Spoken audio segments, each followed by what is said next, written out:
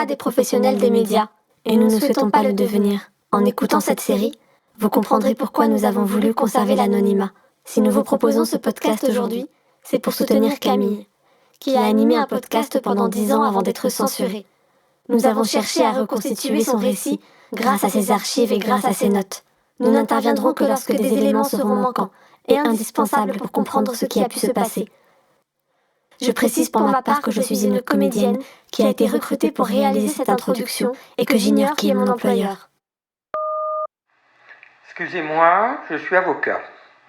Et alors là, cet épisode avec le faux jugement, ça montre surtout une chose, c'est que les journalistes ne savent pas de quoi ils parlent. Vous n'êtes pas capable de distinguer un vrai document juridique d'un autre. Si vous étiez bien formé, vous auriez tout de suite compris que ce jugement était faux. Là, c'est votre propre incompétence que vous étalez. Et au lieu de dénoncer les menteurs, vous ajoutez à la confusion générale. On a besoin de vigies aujourd'hui, pas de Cassandre, qui souffle sur les voiles du bateau pour le faire chavirer. Bon, ben voilà, Julien a menti. Il a menti, mais franchement, moi, c'est un garçon que j'aime bien. Je pense que il a eu peur, il a voulu se défendre, il a voulu paraître différent de ce qu'il est. Franchement, il n'est pas méchant, c'est pas un méchant. Camille, vas-y, continue comme ça. Ne donne la parole qu'à ceux qui sont d'accord avec toi. Comme ça, tu ne seras jamais heurté dans tes valeurs et dans tes convictions. Tu vivras dans un monde merveilleux où tout le monde pensera la même chose. Pourtant, j'avais compris que le journalisme, c'était un peu autre chose quand même. Non mais Camille, t'as rien compris, hein. C'est qui Julien ? Julien, c'est Peter Pan. Peter Pan, il dit qu'il peut voler, alors il vole. Il décide qu'il peut voler. Et il emporte tout le monde avec lui. Wendy, la fée Clochette, tout le monde vole avec lui. Et découvre un autre monde. Alors si Julien, il dit qu'il sort indemne d'un coma, ou qu'il est devenu champion de roller sur descente, alors moi, je le suis aussi. En fait, on a tous besoin de rêver, Camille. T'as déjà essayé de monter sur une table et de voler ? Je suis sûre que non, t'as pas l'imagination pour ça. Alors moi, j'arrête de t'écouter, Camille.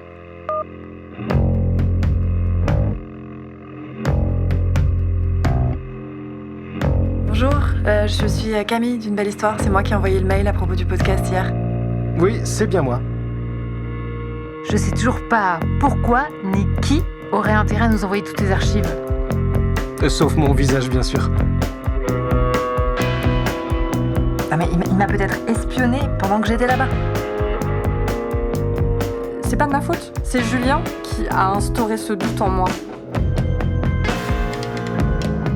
C'est un peu troublant, je pense, de dire qu'il n'a jamais perdu conscience. Mais non mais j'ai rien inventé.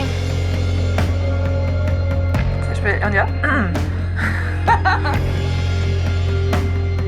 Maintenant, une si belle histoire, épisode 8.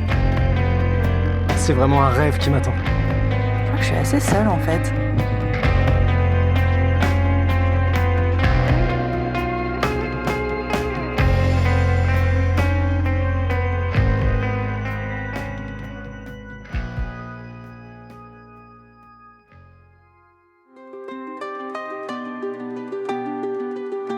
Parfois, c'est nécessaire d'utiliser des plaques, des vis ou des broches pour remettre tous les fragments d'un os fracturé dans la bonne position, vous savez, les rattacher les uns aux autres.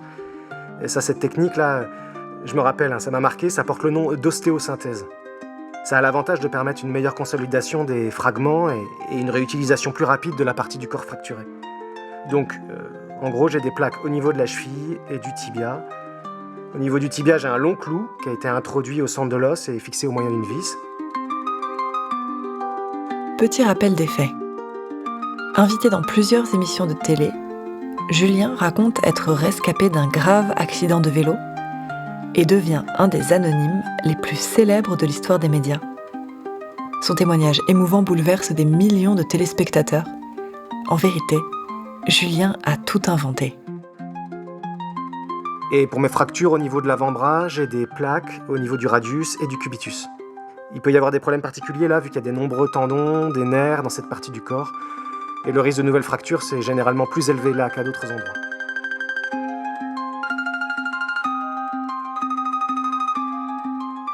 Chaque victoire peut-être de très courte durée.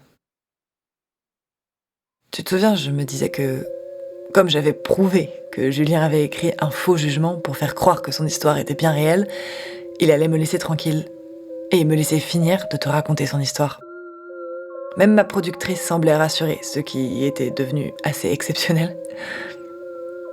Et ce matin, petit rebondissement, la visite d'un huissier.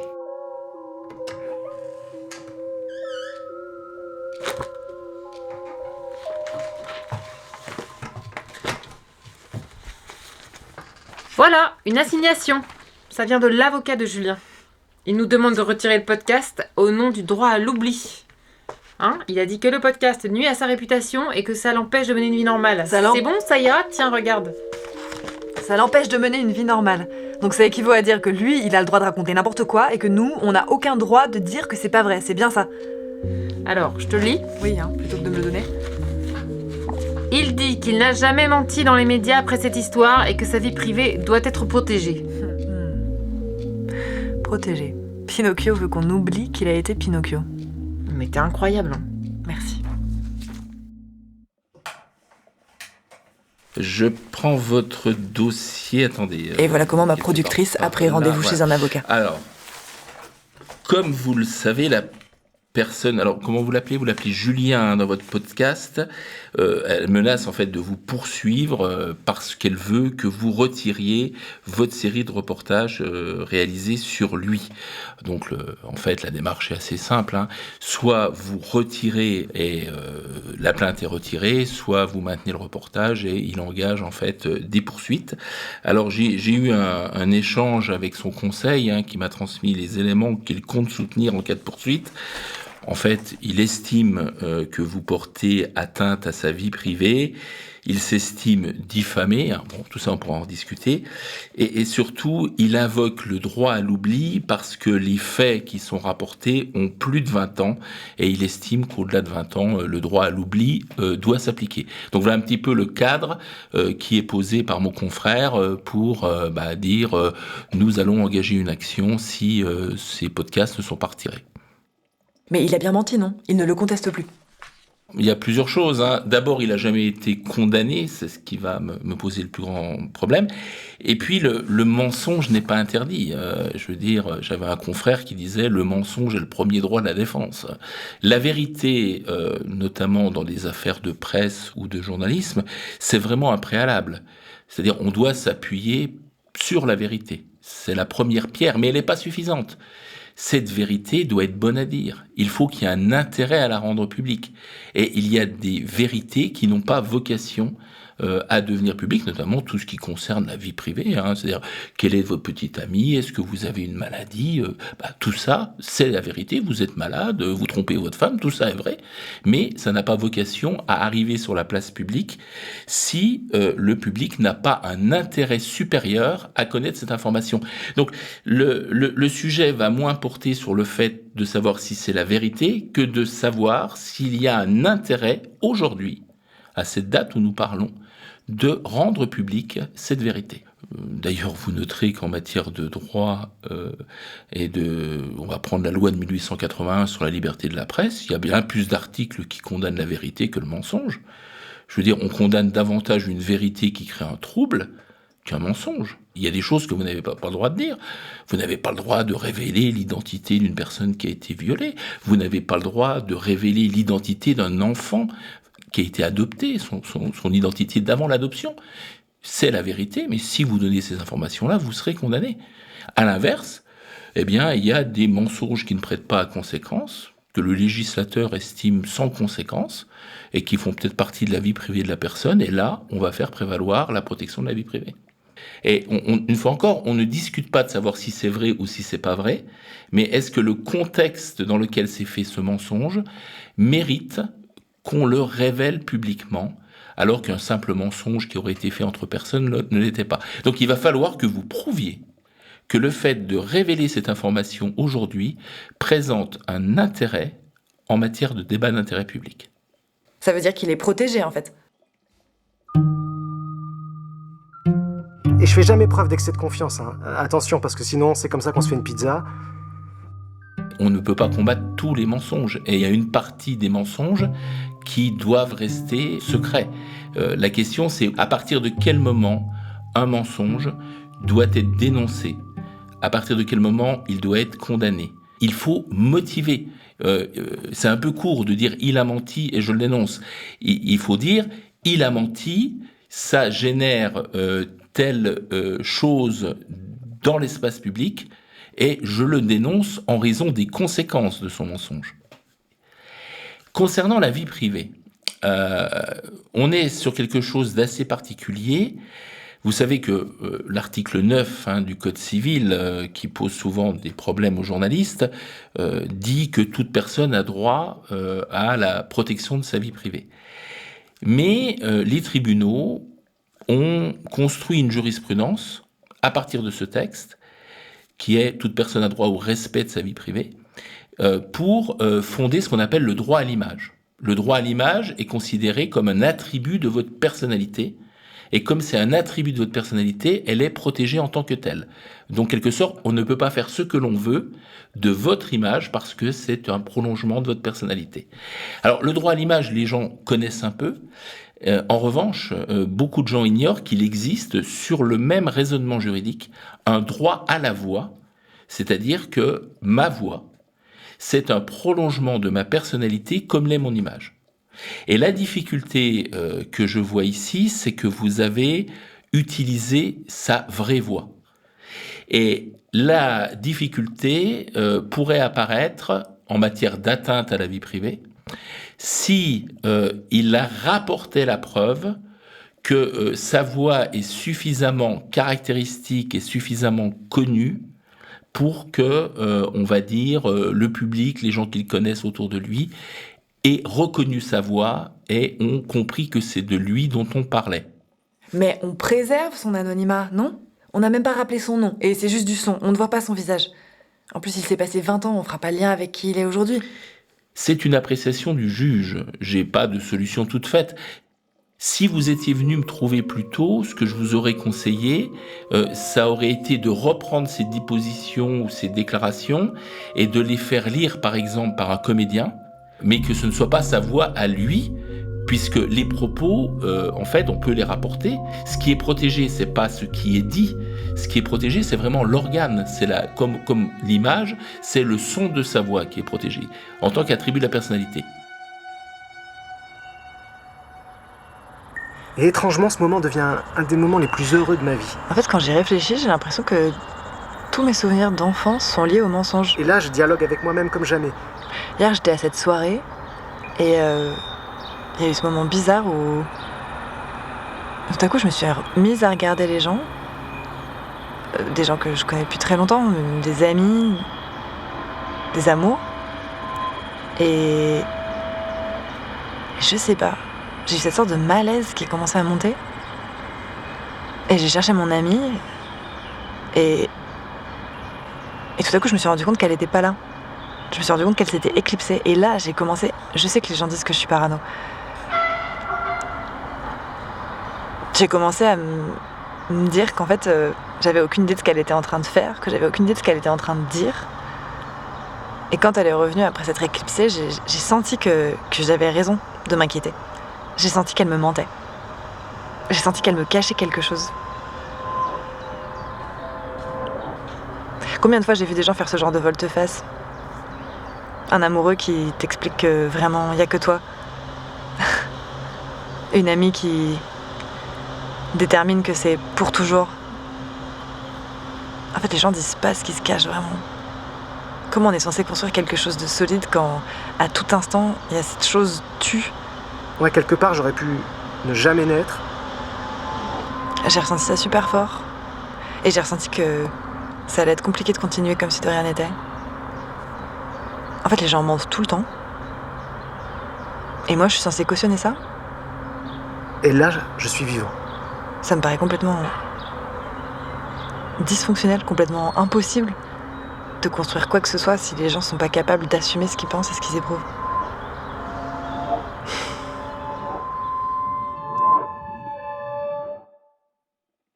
Alors, si la voix est reconnaissable, on a une difficulté.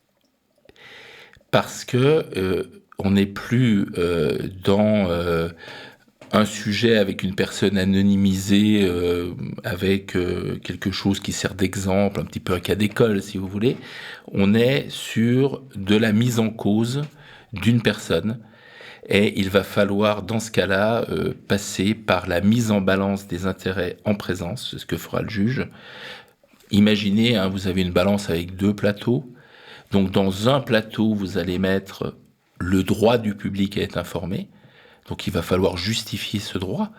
Est-ce que ce droit existe ? Quelle est son intensité ? Quel est son poids ? Et dans l'autre plateau, vous avez le droit d'être laissé tranquille au titre de la vie privée, le droit d'avoir sa voix protégée en tant qu'attribut de la personnalité. Qu'est-ce que ça pèse ? Et dans ce cas précis et à ce moment précis, lequel des 2 plateaux pèse le plus lourd ? Et si ça penche du côté de la protection de la vie privée, il gagne. Si ça penche du côté de la liberté d'expression et du droit du public à être informé, vous gagnez. Ça veut dire qu'il peut revenir dans les médias et raconter à nouveau des mensonges ? Alors, le point sur lequel on va discuter, c'est que c'est fait en 20 ans et qu'il n'y a pas d'éléments d'actualité nouveaux qui pourraient vraiment faire qu'on va s'appuyer là-dessus pour dire ça mérite qu'on en parle maintenant. Imaginons qu'il se présente aux élections législatives. Ah, bien sûr, il y a un grand intérêt public de dire cet homme est un menteur, voilà ce qu'il a fait il y a 20 ans, est-ce que vous allez vraiment le choisir comme député ? On comprend. Mais revenir sur des faits qui ont 20 ans et qui à l'époque ont été traités, il a été dit à l'époque que c'était un menteur, et le dire 20 ans après, alors qu'il ne s'est rien passé dans l'actualité sur lequel on peut s'appuyer, sur lequel on peut rebondir, là on va être en présence d'une difficulté au terme de droit à l'oubli. Le droit à l'oubli, c'est j'ai fait des erreurs, certes, mais regardez, je me suis amendé. On peut avoir la notion même de rédemption. Lisez Victor Hugo et Jean Valjean. Je veux dire, il a été bagnard, mais on va pas le traiter comme un bagnard toute sa vie. Il a fait d'autres choses après. Et cette notion-là, si effectivement il n'y a rien eu de nouveau et que la page a été tournée et qu'il s'est construit, est-ce que son intérêt à être laissé tranquille, qui pourrait être une définition de la vie privée ici, mon droit à être laissé tranquille, est-ce que son intérêt à être laissé tranquille ne l'emporte-t-il pas sur le droit du public à avoir cette information qui ne présente pas une atteinte sociale extrême puisqu'on n'a pas jugé bon de le condamner à l'époque. Vous savez, quand il y a un comportement social qui est problématique, on a une solution et ça s'appelle le code pénal. Et le code pénal, il va punir les gens qui se comportent mal d'un point de vue social. Si les faits à l'époque qu'on lui reprochait n'avaient pas de caractérisation pénale, c'est que quelque part, il n'était pas si grave que ça. Moi, j'ai juste besoin de savoir si on risque quelque chose en poursuivant la diffusion du podcast. Je peux pas me permettre d'être dans l'incertitude. Alors, vous risquez d'être condamné comme vous pouvez gagner. C'est-à-dire qu'on est en présence, notamment en matière de droit à l'oubli, d'un droit qui est relativement récent, qui est un droit jurisprudentiel. Ça veut dire qu'il n'y a pas un matin le législateur qui s'est levé en disant on va voter telle loi qui va définir le droit à l'oubli. Le droit à l'oubli, on le voit se constituer mois après mois avec la jurisprudence des tribunaux. Je dis souvent que c'est un petit peu comme dans la peinture, vous avez le pointillisme. C'est-à-dire que pour voir le sujet, il faut beaucoup de points. Et plus il y a de points, plus le sujet est précis. Les points, c'est la jurisprudence.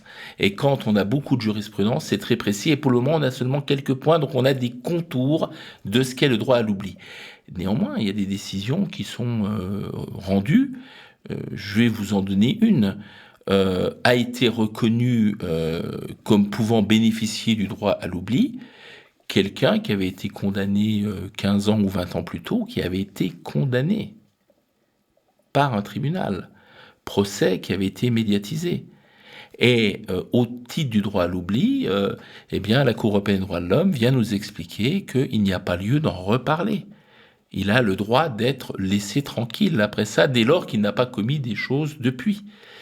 Pour faire un parallèle avec votre affaire, votre client, là, il n'a jamais été condamné. Et j'aurais une tendance à dire que qui peut le plus, peut le moins. C'est-à-dire que si on reconnaît le droit à l'oubli de quelqu'un qui a été condamné, eh bien, on peut le reconnaître pour quelqu'un qui ne l'a pas été. Si j'étais l'avocat de cette personne, c'est ce que je vous opposerais devant le tribunal. Nous avons une faiblesse ici, en cas de contentieux. Ici, la gravité des faits, on est bien d'accord, n'est pas suffisante pour qu'il y ait eu une action qui le condamne. Alors, il y a un autre critère, c'est la notoriété. Évidemment, des faits moins graves, mais lorsque la personne est très très connue, peut justifier qu'on le rapporte. Alors, j'ai du mal à évaluer, mais est-ce qu'il avait une notoriété nationale, internationale? Est-ce qu'on est en présence de Johnny Hallyday? Je sais pas, là. Mais il y a de fortes chances quand même qu'on nous explique que 20 ans après, beaucoup de gens l'ont oublié. Vous allez soutenir le contraire, vous allez dire oui, c'est une affaire qui à son époque a marqué. Ces arguments, d'un côté ou de l'autre, sont entendables. Ce que je ne peux pas anticiper, c'est lequel des deux le juge va le plus écouter. Il y a de part et d'autre des choses à dire, et le juge tranchera. Dans quel sens? Sur ce point, je ne sais pas. Alors, il y a un point qui est positif, c'est qu'en fait, on n'est pas en présence de photos volées, on n'est pas en présence d'éléments de la vie privée qui auraient été obtenus de manière illégale. Lorsque cette affaire sort, la totalité de l'information a été divulguée de manière licite. Ici, c'était d'autant plus licite que c'est lui-même qui est à l'origine de sa médiatisation. C'est lui-même qui est venu devant les caméras, qui a souvent été actif pour obtenir des reportages. C'est un point positif pour vous. Là, je me suis rendu compte que je ne savais pas comment tout cela avait commencé. Je m'étais même pas posé la question. Pourquoi ça a commencé? Et comment? Je savais quand Julien avait menti pour la première fois dans les médias, mais je n'avais pas reconstitué la façon dont ça s'était passé. Est-ce qu'on était allé le chercher pour qu'il raconte son histoire? Ou bien est-ce que c'est lui qui avait contacté les médias pour venir témoigner? Aujourd'hui, en matière de droit à l'oubli, alors le Conseil d'État français a dit nous, on comprend pas bien ce que c'est, et on va demander à la Cour de justice de l'Union européenne de nous éclairer. Je peux vous donner l'exemple de quelqu'un qui avait écrit un roman où il révélait son homosexualité. Bon, alors, c'était pas très bien écrit, le roman s'est pas bien vendu, mais il existait. Et 15 ans plus tard, il refusait qu'on en parle. C'est lui-même qui a fait un bouquin pour expliquer ça. C'est ce qu'on lui a objecté. Non mais attendez, c'est vous qui avez amené ça sur la place publique. Néanmoins, la CGUE a reconnu son droit à ce que 15 ans plus tard, on n'expose plus cet élément de sa vie qu'il avait cru bon d'exposer 15 ans avant. Et puis, évidemment, moi ce que je pense sur un juge qui verrait arriver cette affaire aujourd'hui, il va être très attentif aux répercussions de la publication sur la vie privée de cette personne. Et éventuellement sur ses enfants. Est-ce qu'il a des enfants qui vont à l'école? Est-ce que c'est susceptible d'être connu dans la localité où il habite? Et ce sont des éléments que vous ne maîtrisez pas. Vous allez peut-être apprendre que son employeur, sa femme, ses enfants, ses collègues vont l'apprendre avec votre podcast. Et cet élément de l'ampleur de la répercussion sur sa vie privée va également beaucoup peser, même si ça ne devrait pas peser autant que ça, mais dans la réalité des raisonnements du juge qui demeurent des êtres humains, ce point-là est toujours essentiel.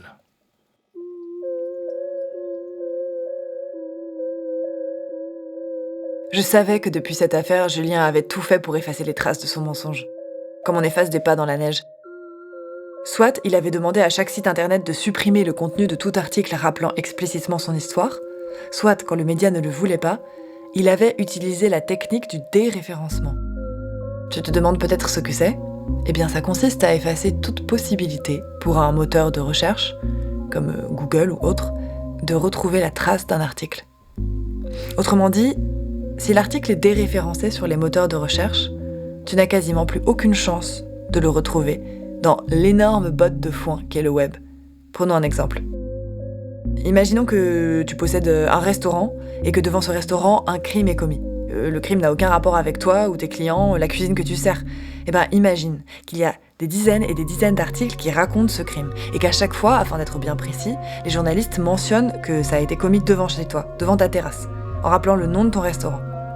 Et pour être complètement exhaustive, imagine qu'à chaque fois que je tape le nom de ton restaurant sur internet, je tombe non pas sur ton site, ni même sur des commentaires de clients qui ont adoré tes aubergines à la crème, mais sur tous les articles qui parlent du crime. Bon, je te laisse deviner la suite, pas la meilleure des publicités.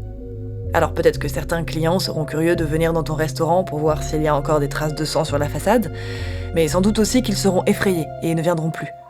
Eh bien, j'ai une bonne nouvelle pour toi, dans ce cas, tu pourras demander un déréférencement. Tu pourras faire en sorte que quand on tape le nom de ton resto, on ne tombe plus sur les articles qui parlent du crime, mais bien sur le site de ton restaurant. Ce qui ne veut pas dire que les articles sur le crime auront disparu de la toile. Non, ils seront toujours là. Mais ça signifie que si on ne tape que le nom du resto, on ne sera pas dirigé vers les articles qui relatent le crime. On sera protégé de tous ces détails sordides, on pourra aller manger ses spaghettis tranquilles et ton resto sera sauvé de la faillite.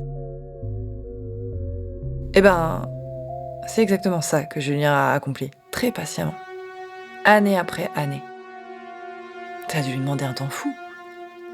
Il a demandé le déréférencement de son histoire.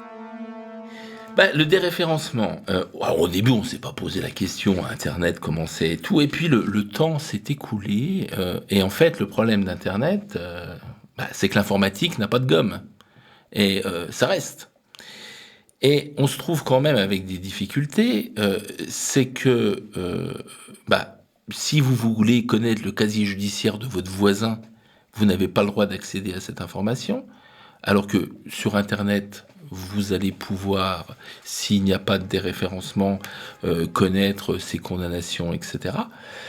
Et notamment avec la Révolution, on a rompu avec le système de marque. Alors, on dit système de marque, c'était marque au fer rouge. On vous mettait au fer rouge un V sur le front pour marquer voleur, une fleur de lys pour dire que vous aviez été un criminel qui était allé au bagne, etc.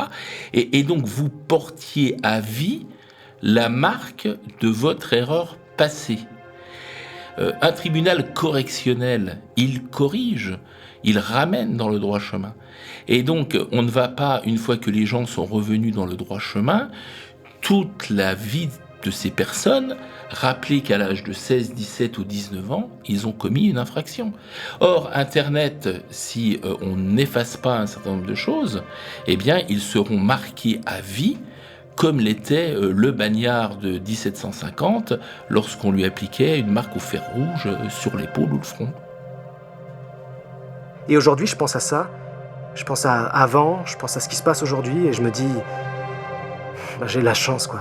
J'ai de la chance et la vie est belle.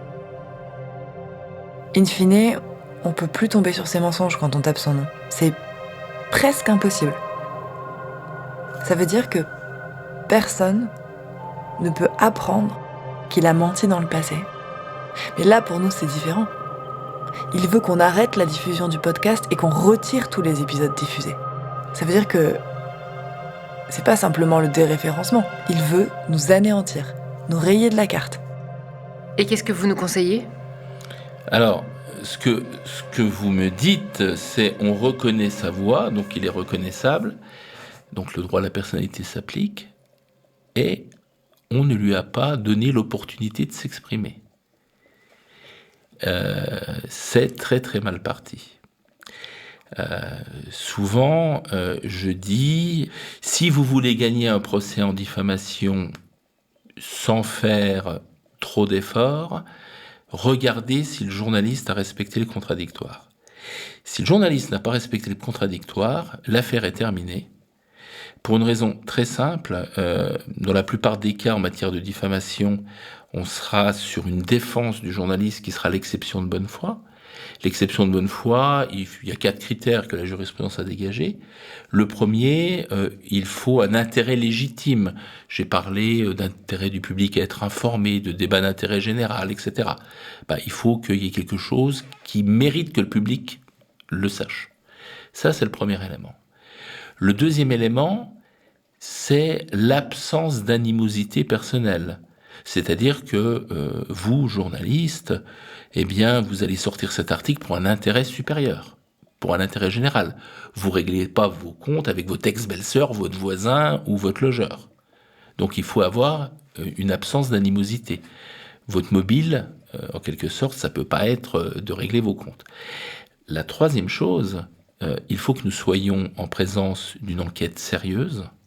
Le quatrième, je vais l'évacuer, c'est la prudence dans l'expression. Ici, on n'est pas concerné dans l'affaire. Mais en revanche, sur l'enquête sérieuse, il faut que votre enquête ait été honnête intellectuellement. Il faut que vous vous appuyiez sur des éléments concrets. Et surtout, lorsque vous mettez en cause une personne, lorsque vous portez atteinte à sa réputation, vous portez atteinte à la manière dont les gens le perçoivent, vous avez l'obligation de lui donner l'opportunité de faire valoir ses arguments.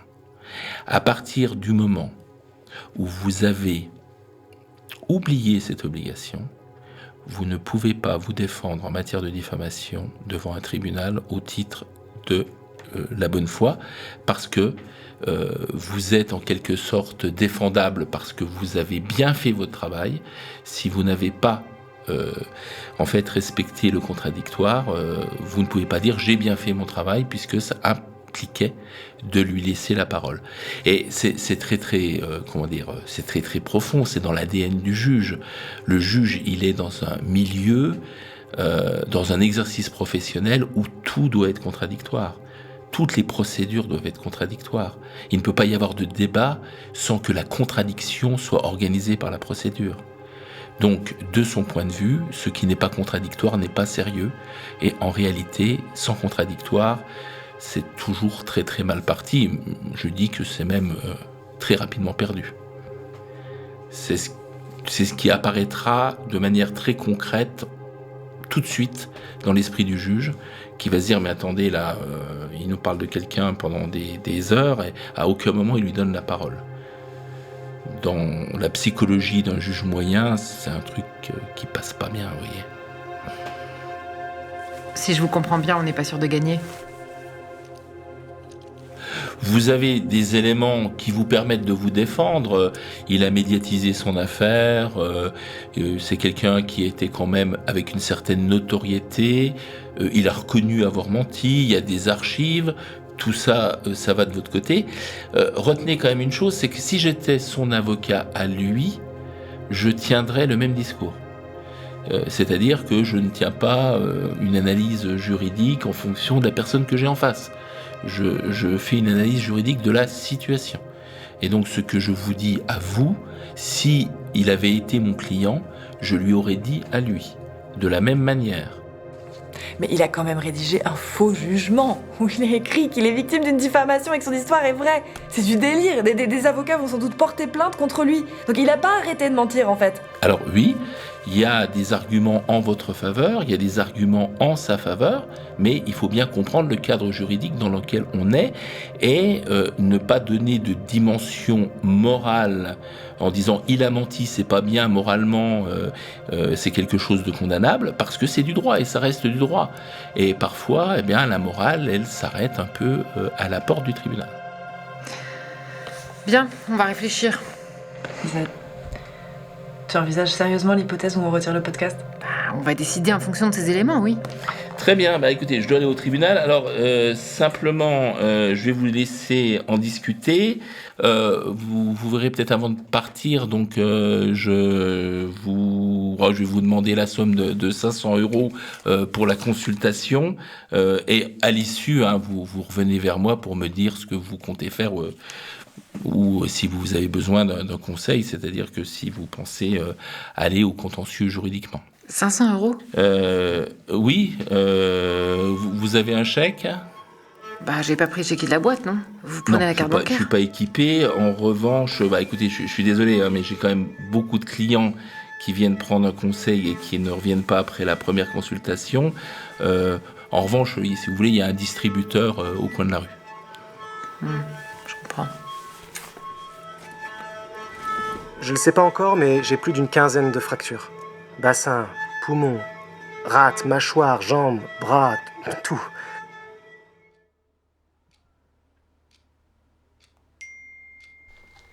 Bon, ça y est, Maxime retire le podcast à 16h. T'as la trouille, hein. Mais il y a trop de risques. Si on perd le procès, ça peut nous coûter cher. Et donc tu lui donnes raison, voilà. Grâce à toi, grâce à des gens comme toi, il peut continuer à effacer toutes les traces de son Oh, mensonge. ça va, hein, c'est pas une affaire nationale non plus.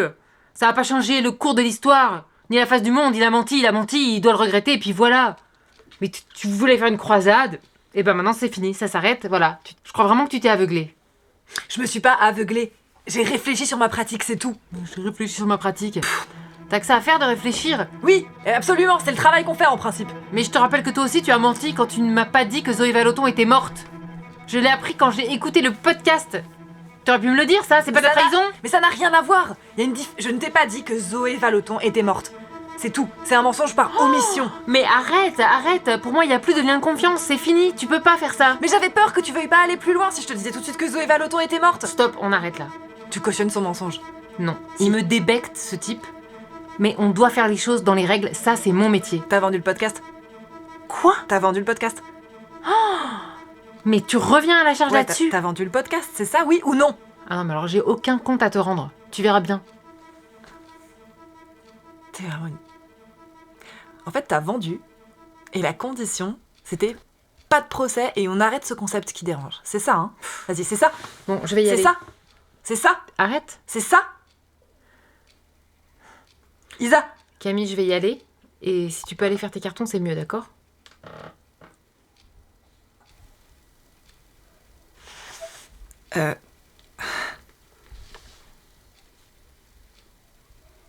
Je peux pas laisser un message aux auditeurs? Comment? Non, on s'en occupe.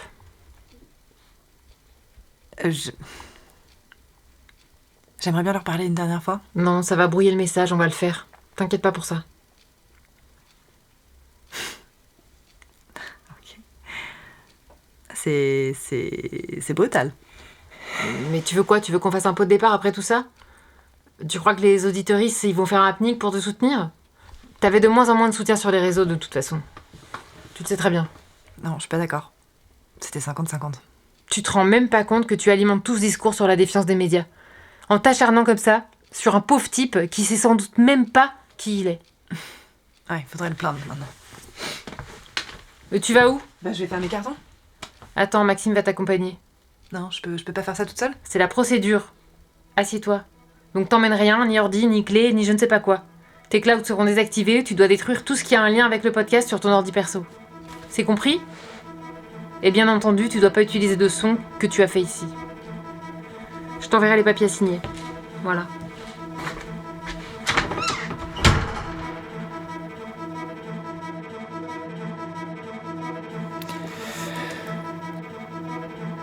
Tada! Tadadadada, tan, tan. C'est peut-être mon dernier micro. Touloulou. Je l'enregistre en sachant que vous l'entendrez peut-être pas. Ouais. Eh ben, ça me fait bizarre. Hein. C'est comme un micro à blanc. C'est comme si je m'entraînais avant de le faire pour de vrai. Comme si j'étais encore une toute jeune stagiaire qu'on n'ose pas mettre à l'antenne. Cher auditeur, chère auditrice, je pourrais pas te raconter la suite des aventures de Julien. Et tu ne sauras jamais rien de cette folle journée où notre avocat a convaincu notre gentille productrice de battre en retraite et de ne plus jamais parler du mensonge de Julien.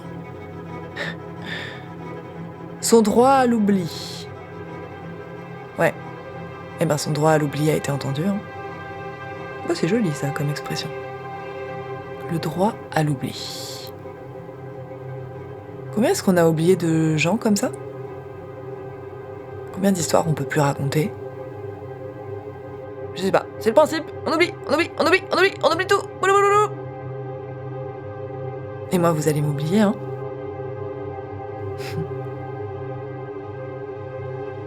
Oui, on a tourné pas très loin de chez moi, il fallait du soleil, donc ici c'était bien. Stephen Dorff a essayé de me suivre, mais il a pas toujours réussi. Pourtant, je lui ai prêté mes rollers, hein, ils étaient bien mieux que les siens. Et il a fait des progrès avec moi, mais pas assez pour être crédible dans la course-poursuite quand même. Bon, Stephen, je te salue. Aujourd'hui.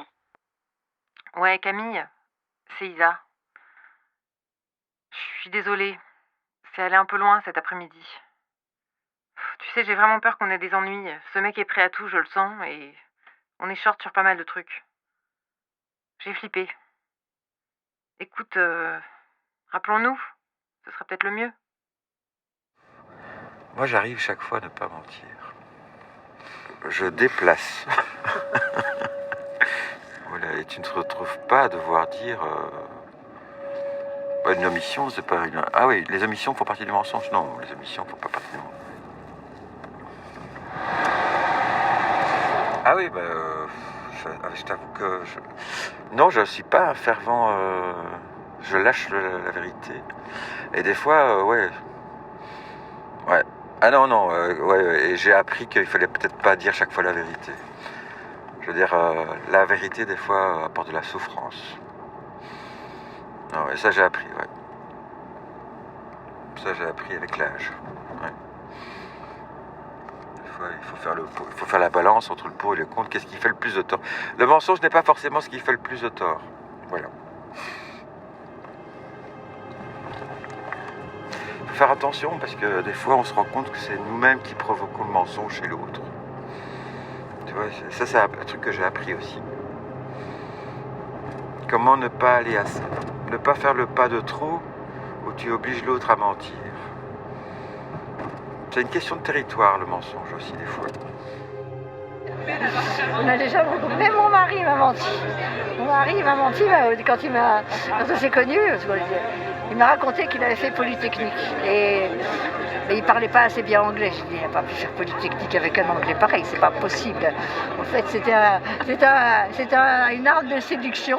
Et alors, je suis allée faire des fouilles dans les archives de Polytechnique en me faisant... Ah si, là, j'ai menti.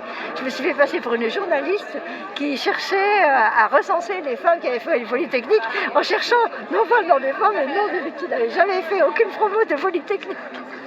Mais souvent, je ne croyais pas ce qu'il disait. Avant de croire, j'ai mis du temps. Ah oui, mais un mensonge, ça rend la confiance pour des années. Hein. D'ailleurs, on s'est mariés que 7 ans ou 8 ans après ce mensonge. Ah, quand même. Le mensonge, je dirais que ça dépend. Il y a le mensonge où on se convainc de choses qui ne sont pas vraies juste pour se protéger. Et il y a le mensonge pour faire mal. Et du coup, on a une sorte de masque. Et ça sert aussi à s'intégrer et à faire qu'on fait société finalement. Puisque si on s'exprime sans filtre, je pense que t'as beaucoup de choses qui pètent. Au fait, je suis Camille. Et tu viens d'écouter l'histoire de Julien. Une si belle histoire.